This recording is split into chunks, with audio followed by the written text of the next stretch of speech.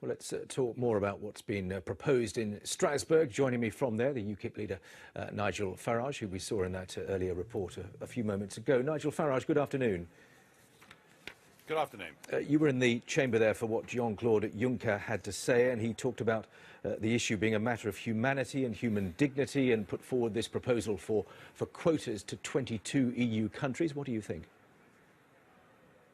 What I think is this, that from April it was clear that Jean-Claude Juncker was going to implement the EU's common asylum policy. The problem with that policy, as I tried to point out at the time, is that it casts the definition for who qualifies way beyond the 1951 Geneva Convention on Refugee Status, and even includes people who come from poor countries. So what we're seeing is this huge tide of humanity coming across the Mediterranean, taking massive risks, being in the hands of the criminal traffickers and ISIS and all the rest of it. And what we're not doing is we're not sorting out who are genuine refugees and who are not. So to ask me to comment on what I think of the Juncker plan to distribute 160,000 people around the rest of Europe, my answer is, why don't we get back to the basics?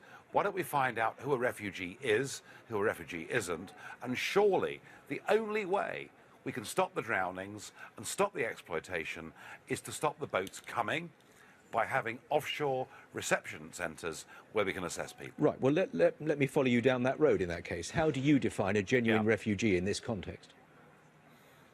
Dead easy.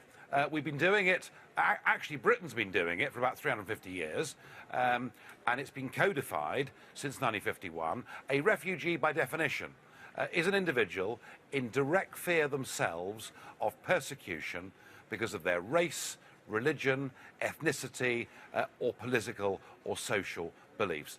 That is what a refugee is. And we've known that and understood that. And if you look at the people that have come to Europe over the course of the last year, the vast majority of them would not qualify, with the best will in the world, for being refugees. Even those fleeing the civil war in Syria? Well, hang on. Most people who've come to Europe have not come from Syria. And the problem now is because Angela Merkel has really, inflated the original message that came from Jean-Claude Juncker 6 months ago. Now anybody can come to Europe, throw their passport into the Mediterranean and say they've come from Syria. So we're just not getting this right, and we're not sorting out who are the genuine refugees. And by the way, I do believe that Britain and the rest of Europe have a duty to help genuine refugees, but not for us to be an open door to economic migrants. No, I accept that you've made that point about genuine refugees before. Yeah. I want to get this idea of these centres that you're talking about, which will sort this all out, which are not in Europe. Where are you going to put them? Well, what I'm keen to do, number one, is stop people drowning.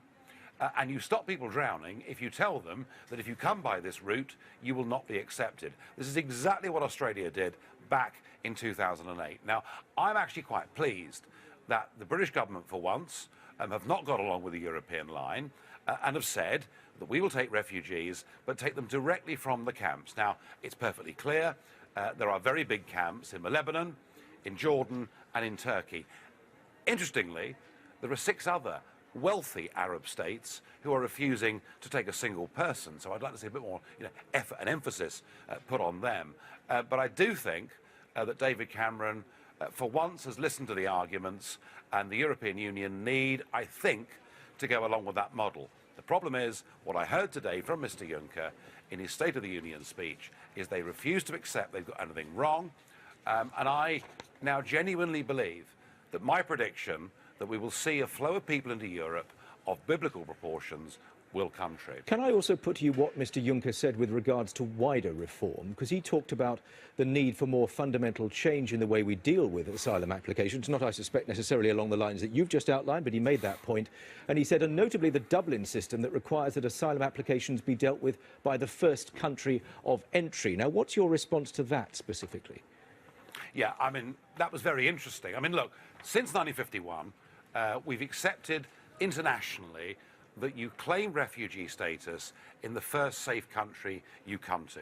Mr. Juncker wants to ditch that because he doesn't want to actually recognise that Italy and Germany or Britain are different countries. We're all part of the European state with one flag, one anthem, one police force, ultimately one army and one asylum policy. What he also said is he will come back next March or next April, not just with an asylum policy, but with a common EU immigration policy. Right, but just on that specifically, according to EU figures, since the Dublin rules were agreed 12 years ago, asylum applications in Britain have stabilised, and Britain's share of Europe's asylum claims has declined from about 10% in 2008 to, I think, 5% last year. So, I mean, do you acknowledge those figures for a start?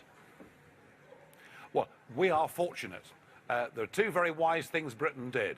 One was say no to the euro, thank goodness, and the other was to say no to Schengen. And that's why, you know, now anyone that gets into Greece or Italy or Hungary can freely go to Germany without their details being checked. They can't get to Britain through the same means, which is why you've got the camp at Calais. So, you know, however much we've suffered over the summer, and Kent's businesses have suffered, our problems are as nothing compared to countries like Germany that are stuck in Schengen. One more, if I may, because you talked about you want to stop the drownings. Everybody wants to stop the drownings. We are where we are. People are prepared to take enormous risks to get across the Mediterranean in appalling conditions. Whatever measures you take longer term are not going to stop the drownings tomorrow. So what will you do in the immediate term to try and arrest this situation?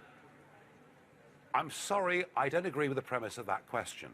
If you look at many of the people, not all, but many of the people that are coming to European territory, they are paying thousands of euros to people smugglers to get across to mainland Europe. Because they're desperate. If they knew that on arriving in Kos or in Lampedusa or indeed in Hungary, that they would simply be refused entry, they would not spend that money, and they would not put their lives in the hands of very dangerous criminal gangs and traffickers. And this is exactly what Australia faced back in 2008, and the Australians said, if you come through this route, we guarantee you one thing, you will not be accepted. And that was the way the Australians stopped the drownings, and nobody would call Australia a country that was closed. Good to have your thoughts. Thank you very much for coming on, the leader of